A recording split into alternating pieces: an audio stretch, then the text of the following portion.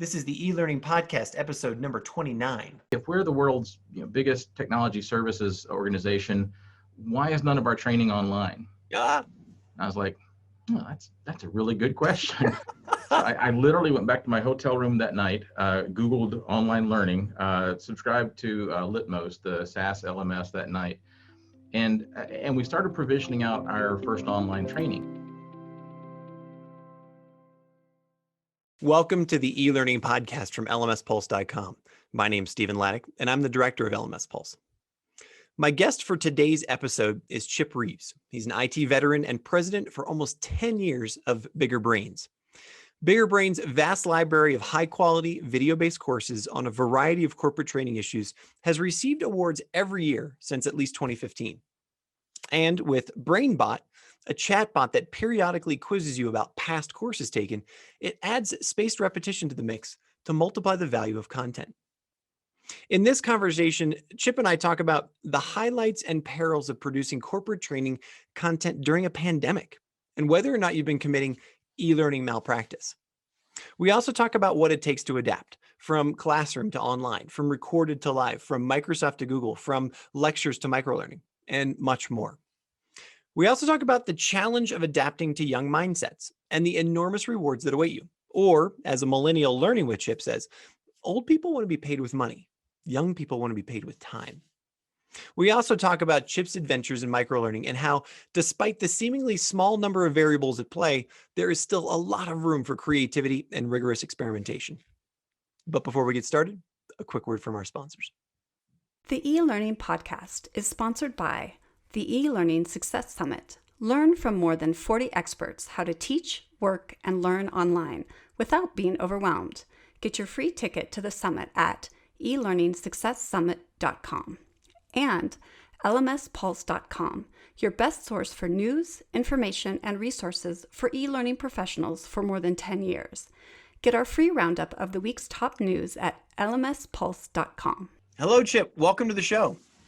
Hey, Stephen, it's great to be here. Where do we find you sitting today? I'm in my office in Anderson, South Carolina. So we're on the western side of South Carolina, kind of in between Atlanta and Greenville. Fantastic. I have been to South Carolina. I love South Carolina.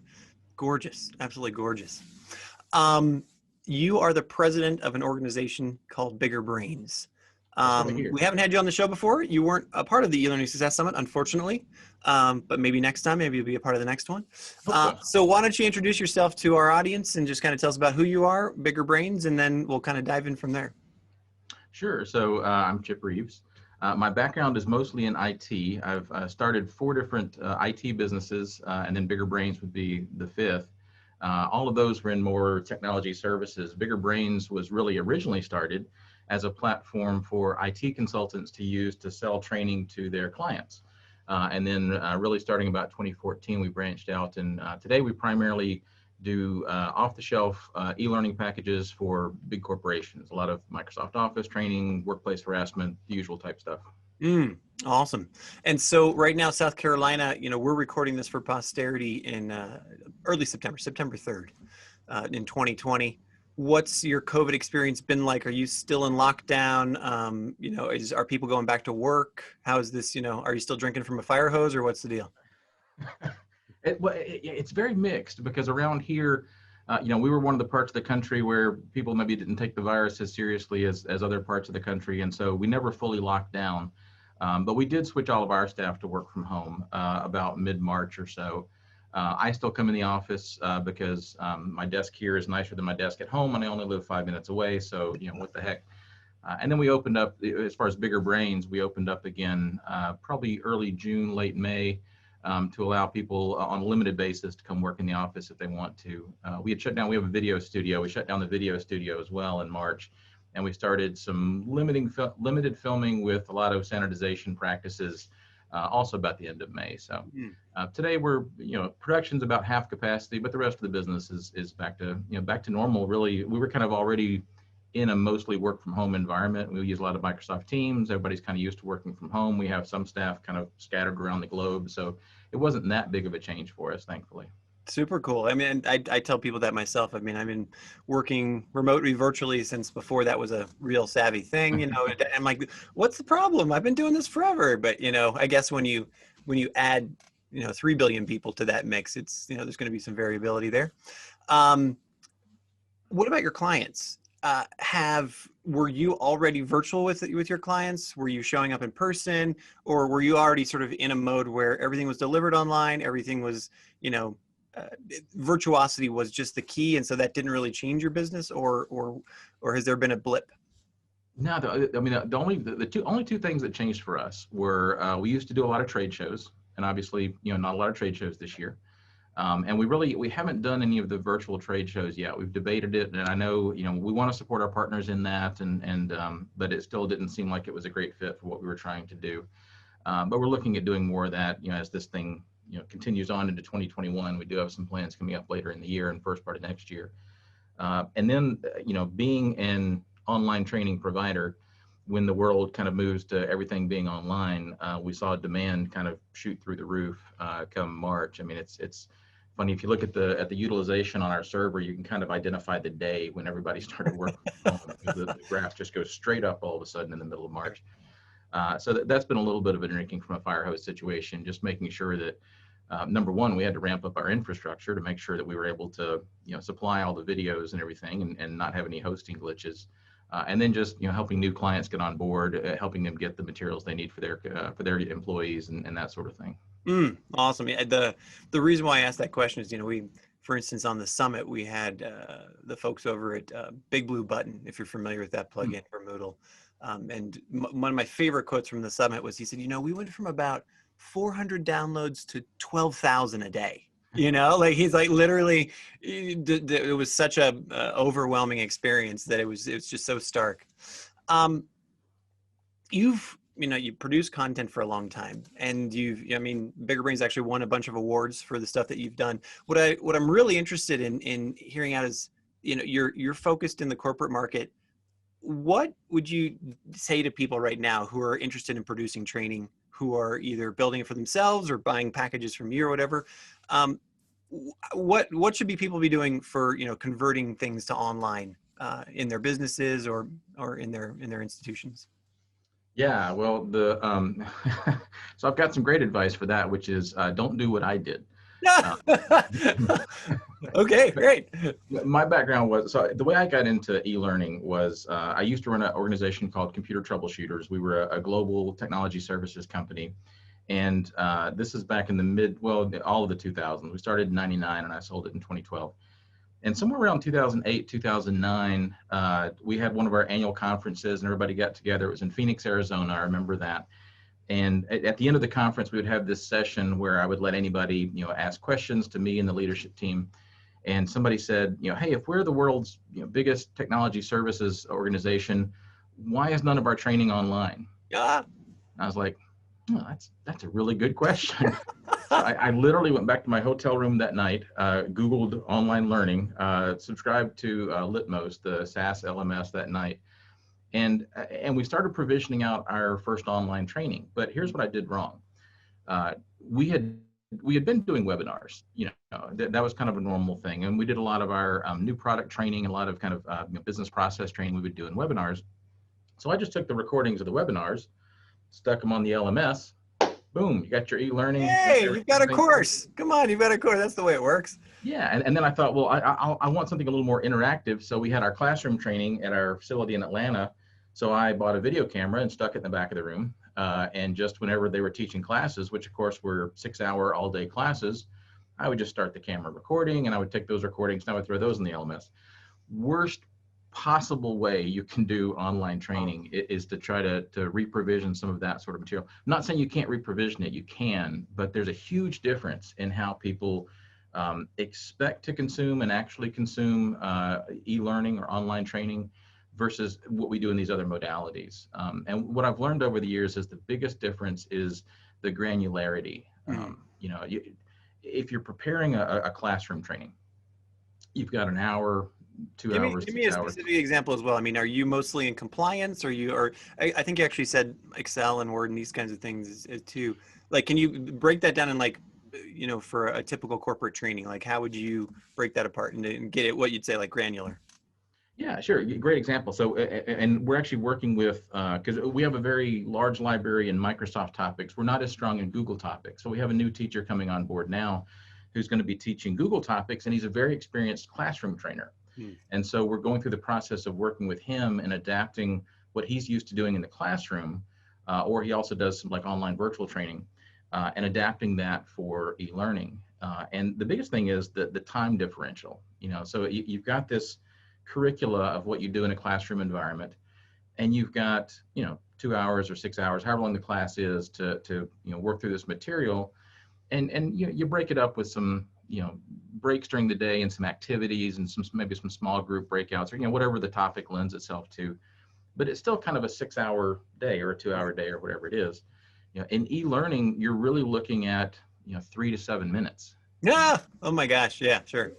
Yeah. So I say that like that's unusual. We know this, but still today we see it with my children who are doing online classes right now.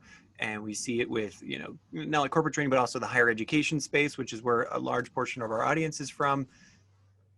We can talk about that separately, but okay. So you break it down 5 to 7 minutes. Yeah. Now we did a little short update video last week for some of our sales staff, and it was 6.5 minutes. And the feedback was, that's too long, we need it shorter. So we cut it into 2 3-minute videos and sent it back up. But those are salespeople. Come on, don't listen to them. No. There is some weird, and I do the same thing. If you're looking at YouTube or looking at Facebook or whatever, and you're scrolling through some videos, you see an interesting looking video. One of the first things I do now is look at how long it is, and if it's more than 5 minutes, and I don't have that time, that kind of time to commit to it. Absolutely. Well, and also anybody who's spent any time in digital marketing will tell you you've got 3 seconds, right? Exactly. On a Facebook feed or on a Twitter feed or a LinkedIn feed, quite literally, you've got, and now TikTok has just, I'm sure has crushed that down to 1.5 seconds at this stage, but. Yeah, I wanted to check out that. There's some new video service, Quibi or something, where it's like TV shows that are 5 minutes long. I haven't looked at that. I hear it's not doing particularly great. I haven't heard that one. I admit my ignorance. Thank God. I think the best quote that sums it up is, we did some focus groups a few years ago where we, it was probably 2015, 2016, somewhere in there. And we were specifically looking at millennials and younger generations. And we wanted to see, there's all this talk about how they learn differently or how they have different expectations. We wanted to actually try to measure that and see, okay, from the training that we have, which in our case was video-based learning, generally in the 5 to 15 minute per lesson range. We wanted to see how that matched up with what they wanted. And one of the most interesting quotes that came out of it was one of the subjects, one of the participants said, us millennials, we don't want to be paid in money, we want to be paid in time. We don't want our time to be wasted on something that's not important to us. And I thought, that's a really good way to look at it. And so when you're looking at taking that classroom training and converting it to e-learning, the first thing you have to tease out are what are the important parts and what kind of lends itself to a lesson, right? So you've got 6 hours of content, you have this big curricula, you have a training manual maybe you're trying to get through. How do you actually break that up? And how big should the chunks be? Because what we did in the early days was we would break it into 10 to 15 minute chunks. Nope, turns out that's too long. So now we look at 5 to 8 minute chunks. On the flip side though, we had a partner we work with that their big mantra was everything had to be 3 minutes or less. And at the time, now this was 2015, and I wonder if it's still true, again, to your point, in kind of the TikTok generation, but what they found was that was too short. That people, when they sit down to learn something, if they're just getting 90 seconds or 120 seconds of training, and then they have to move on to the next lesson, that was a little too disjointed. So the sweet spot seems to be in the 3 to 6 minute range, 3 to 7 minute range, maybe. There's a little bit of flexibility depending on the topic. Some topics lend themselves to a little bit longer, but really nothing over 10 minutes. Our rule now is whenever we're modifying, especially some of our older courses, if there's any lesson that's over 10 minutes, it's either going to get refilmed or split, one of the two, because nobody's going to watch it. And we're also talking right now we're talking about sort of the consumption of technical knowledge, right? With the consumption of actual learning objectives, right? For lack of a better term. What about the learning experience? Well, how's that been, especially here in COVID? So higher education is going through an existential crisis because students are saying, look, if I'm just going to be doing YouTube, I ain't paying you 80,000 a year to do it, right? People are saying, look, I really love going to the conference to hear the speakers, but it's the hallway conversations that I'm going to be missing. Have you had any discussions, or have you found any pieces around that where, okay, great, it's like I going and finding technical knowledge, great, micro learning, boom, boom, boom, boom, boom, but I also want that piece, and is there a way to replace that? Do we just have to wait for that to come back? Is this the normal now where social is different? Yeah, I think we're all still trying to figure out how we do the social thing in this new environment, right? I haven't seen anybody that's done a particularly good job of it. Obviously, there's certain things you can do, and seeing faces on screen is better than not seeing faces on screen. But I look at it with the. Are you familiar with the concept of the flipped classroom in the academic world? I kind of look at it the same way. So the idea is that traditionally in a classroom environment, the teacher would convey the knowledge and then send the students home with homework where they would actually practice what they learned. And a flipped classroom flips that. So the kids go home, or the students go home to learn the knowledge, and then they come into the classroom to practice it. I think you can look at the same sort of thing with the aspects of our training that need to be social, that need to be activity-based, that need to be practiced, where you can take the pieces that can be done e-learning, that can be done online. Let's move those there, and let's save the time that we've got, whether it's in a virtual environment, maybe some kind of a one-on-one tutoring situation, maybe it's a management one-on-one if you're in a corporate situation, or maybe it's job shadowing, depending on what it is. Let's save those opportunities, not for conveying knowledge. Let's put that on the e-learning system, because the e-learning system can usually do that fairly well, depending on what the subject is. And let's use those opportunities for the parts that need to be hands-on, that need to be social, that need to be personal. Absolutely. What's sorry, I lost my train of thought there. I'm going to have to edit that part out completely. I went two places at the same time. What's your prediction? Are your let me just reset that. We've been talking a lot about your courses, and we've been talking about you produce all this content, a huge content provider. How do I plug that into my corporate LMS that I've got right now? Is this a standalone system that I'm going to do? I want to talk a little bit more about your service specifically. Are we taking content, you're giving us SCORM files or H5P files or whatever, and we're putting it into our LMS, or are we connecting to you, or what? How does that work?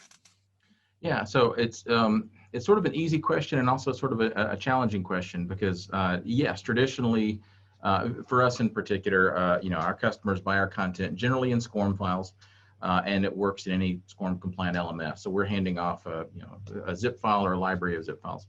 One of the things that we've been trying to adapt to is, there's this movement to take training beyond the LMS, right? You've got the LXPs and the LRSs, but you've also got more opportunities to bring training into the workflow, right? To where it's not a distinct event, where particularly in the case of an LMS, where the user has to block off time during their day, go to a separate piece of software, remember a login for that software, maybe find the courses that have been assigned to them. There's some steps there. And if we want to make training easier, and if we want to build more of a culture of learning, we want to remove as many of those obstacles as we can.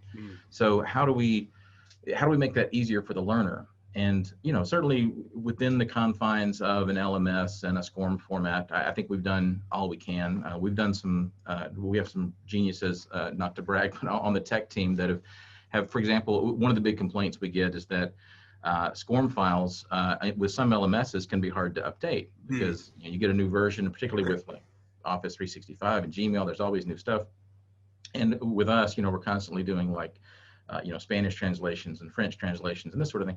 Every time there's a new translation, it's a new SCORM file, and who has time to update all that? Well, they built self-updating SCORM files. So you install it once, and then it updates itself each time a student opens it to bring down any new content that's there. One of the things we're looking at now is moving training beyond the LMS and putting it into the learner's workflow. So particularly with Microsoft Teams, we're big fans of Microsoft Teams. Obviously, we've been training on Microsoft for a long time, so we're kind of in that wheelhouse. But our staff has been very built around Microsoft Teams for about 2 years now, where all of our internal projects are managed through Teams. Most of our files are shared in Microsoft Teams. All of our meetings happen inside Microsoft Teams. And again, one of our guys on the technical team said, hey, what if we took our courses and put them inside Microsoft Teams? And so they've built a way to do that. They've technically built a way where it can do that and still communicate user activity back to the LMS or the LRS. That's still it's a work in progress. It's supposed to officially launch later this month. But so we're trying to do a little bit of both. We're trying to make it easy for people who want the training to be in the LMS, because there's a lot of compliance situations and other situations where you want to make sure you're documenting that the learner has taken a certain course, particularly for compliance situations, but also for some leadership and some software training. But then there's also situations where, just for the sake of facilitating those people who want to upskill themselves, to make the training easier by putting it directly in their regular workflow. So having that accessible inside Microsoft Teams, or we're also looking at like Slack and mobile apps and things like that. I think the key is to try to meet the learner wherever it's easiest for them. And on that very topic right there, do you have any ahas or insights? I mean, are people taking a break at work and pulling up their phone, and they're getting a cup of coffee, and then that's where they're doing that? Are they still sitting at their desk? Is this a group thing? Is this what are the, again, just is sort of any aha moments about how, I love the idea of this workflow training, right? I will credit you with coining that term, even though it's probably been out there for a while. No, it's been around. I won't take credit, but thank you. But this is when in the eLearning Success Summit, this was something a lot of people talked about. It's just, it's why are we breaking up our day? Even though, again, for some compliance trainings and for some, just sort of regulatory things, it's really important to just say, look, we're going to take out that hour. We're going to go do it. We're going to check the box. We're going to all that stuff. But for most of us, if it's, hey, look, I need to know how to do that Excel formula, or I need to know how to update that website, or gosh, I really want that new sales technique. This is during my day. Is it just, hey, I'm in my browser, I'm doing email, like I need that, and I'm flipping over there to do it, or is it I'm asking the question in Slack or Teams and somebody sends me a link, or am I taking a break and looking at my mobile phone, or probably all the above? Well, all of the above. I mean, it depends on the user, depends on the situation. But the interesting thing that we've seen around here, and the reason that we've got a lot of excitement around this Teams implementation of our training, is once we started testing it, which was maybe, 6 weeks ago, beginning of August, or maybe end of July, we found a lot of situations where, because we had the learning in our Teams environment and all of our people are inside Teams, we started to notice situations where when somebody had a question about how to do something, they were popping over to the Teams channel where we had the training. And they were, in some cases, obviously for us, it was because they wanted to see, well, do we have Spanish on that course yet? And they could check that. But in some cases, it was, like you say, it was, well, how do we do that in Excel? I remember, and this is often the case, it's that kind of post-training reinforcement. I remember there's a way to do that. I remember seeing something about that. I forget how to do it. And if they can just 2 clicks and be over and be looking at the course, and all of our courses are searchable, so you could type in, pivot tables, and it'll show you the lessons that relate to pivot tables or whatever. Again, making it as simple as possible. But you do see situations where managers are using it in a staff meeting. We've done that also, where we had, I really wanted, a few months ago, we went through a period where I wanted all of our staff to have kind of a baseline in marketing training, to kind of understand how you communicate, whether you're a blog writer or a social media writer, or even a product designer, to understand the types of language and the types of things that are important when you're communicating with a customer. And so as a company, we went through our Marketing 101 course, just to make sure everybody kind of had that baseline. So you see a little bit of both. The weirdest use case that I've come across was we got feedback from a student at a major university that her professor was teaching a class on Microsoft Access, and he would teach a little bit, and then he would turn on one of our videos and he would take a break for a little bit. And it sounds a little bit lazy when I say it that way, but really I think it's a great way to break up the day. You're always looking for ways to engage learners in different ways. If you're a teacher, especially in an academic environment where you're in front of a class all day, hey, totally a great time to sit down, check your email or do whatever, let the video teach them. And then just like that flipped classroom, then be available to discuss it, answer questions, work through activities together after the video is over. So lots of different ways. Wow. And, as we've discussed on the podcast here a few times and in the summit, there's nothing more invigorating, but also nothing more exhausting than human interaction, right? Mm-hmm. And that's it's this thing that has been cracked open by the COVID crisis, but also is just such a deep and wide topic about there's so much importance in that human interaction, and yet the kernels of knowledge are out there that we can pull down. As we're kind of thinking about, okay, I'm in Teams and I jump over to the training channel and this and that. Talk to me about reinforcing learning, right? And then sort of as a subtopic there, how do I show what I've learned to either a future employer or my boss or whatever? Like, how do I prove those skills? Because I'll use myself as an example. I'm a classic entrepreneur. I've been around for 15 years. Every time I go to a dinner party, says, "Hey, what do you do?" And I'm just like, oh, because I've had 20 professions and I have this skill set that's a jack of who knows what kind of all trades, right? And I think that that's becoming more and more common, where I do a little bit of web development, I do a little bit of copywriting, I do a lot of design, but as people grow their careers and do these micro learnings, is it I put it all on my LinkedIn profile and just have all those tags? Is it somehow, do I have a project that I show people that I know how to do that? Like, what's been your experience about not only remembering the learning and showing that I can do it, but then being able to demonstrate that to others and in a saleable kind of way for a career? Yeah, it's an interesting question. And I've always had kind of a contrarian experience with that. So I came up building IT businesses, and I was building businesses in the 1990s. And at the time, the CompTIA certifications for IT professionals, the A+ certification, the Network Plus certification, these were like the hot things for people who were applying for tech jobs, particularly on the service and consulting side of things. But the flip side of that was there were so many training centers that were popping up with these boot camps. Learn to pass your A+ in 6 weeks or 3 weeks or 2 weeks. And it's basically a crash course on, here's what all the questions are going to be. Here's what the answers need to be. Yeah, sure. Teach to the test. Yeah, go get the certificate, then you can get a job. Well, the problem is, as an employer, that doesn't help me. So that certificate effectively becomes worthless. And that's the hard part today. We're experimenting a little bit with some of these badges, like the Open Badges project, to see if there's a way to link with that.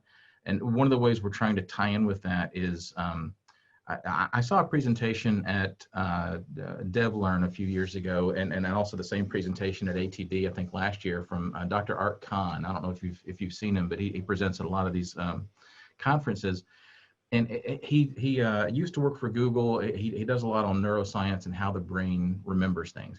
What causes us to remember and why do we forget? And he had this great line in his presentation where he said, if you're building training without a plan for post-training reinforcement, you're committing training malpractice. And when I heard that, it was just like, stuck right in my head, because that's what I do for a living. I make training, and I don't want to commit training malpractice. But looking into it, it's there's that old cliche that after you take a class, after you take a course, after you finish a workshop, 2 days later you've forgotten 90% of what you learned if you haven't used it. And there's truth in that. There's this, the Ebbinghaus forgetting curve that we've known about since the 1800s. The interesting thing, as I started studying it, was it's a well-known problem, but there's also a lot of well-known solutions. There's a lot of studies on what we can do to help people remember what they've learned after they take the course. The challenge is implementing it, because really what you want to do is you want to engage with them about the knowledge that they learned on a scheduled basis, on a periodic basis. So a day or two later, you ask them a question about what they learned, and a couple days after that, you ask them a question about what they learned. And that triggers the old part of our brain that's basically the one that's trying to decide, what do I keep and what do I forget, to say, okay, Steven's had to use this a few times, maybe this is something I hang on to. And you do it enough times, covering enough of the material that was in the course that it starts to stick and it becomes part of your long-term memory. The challenge is, how do you do that? If you're a classroom teacher, you can't really phone up all of your students a couple of days after the class and ask them some questions. You can maybe shoot out an email. But again, if you've got 6 classes and you're doing a class every month, or it becomes unfeasible. So there's a lot of these apps out there that are designed to work with post-training reinforcement, Booster Learn and Mind Marker, and a lot of LMSs have a booster function now. So we decided to do the same thing inside Microsoft Teams, and so we built another app inside Microsoft Teams called Brainbot, specifically for that purpose, just to interact with people after they finish a course. Because we put a lot of heart and soul into creating our training courses. We hate to think that our effort is wasted, but from our standpoint as a vendor too, we hate to think that our customers' money is wasted if they've spent $1,000 on harassment training for all their employees, and then a month later, they can check the box that says everybody got the harassment training, but nobody actually remembers what they learned. That's not really helping anybody in the long term. So to have an opportunity where Brainbot, again, in their natural workflow inside Microsoft Teams, is going to reach out 10, 15 times over a 2 or 3 month period to ask questions, to send handouts, to send reinforcement videos, that sort of thing. Helps to make that investment more worthwhile, both on the financial side for the employer, but also on the time for the user. Because who wants to sit through a training course that is not relevant and that you're not going to remember 6 months later anyway? So that's exciting stuff. You are the first person to talk about take us into the bot world in terms of reinforcement. I'm really excited for people to check that out. Last question for you. I've been asking this of everybody. Look in your crystal ball and tell me what you see, 6 months from now, if you can, a year from now.